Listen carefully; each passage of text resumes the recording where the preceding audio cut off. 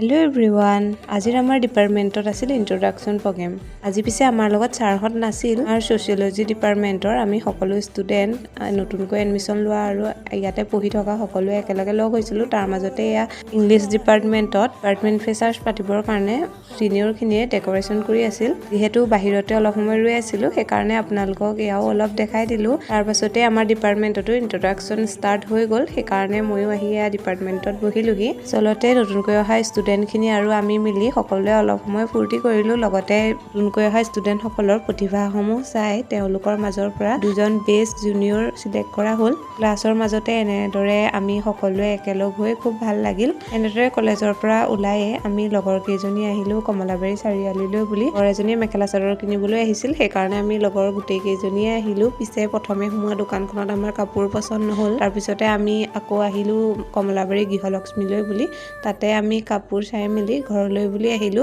আজিৰ ভিডিঅ'টো ইমানখিনি আছিল বাই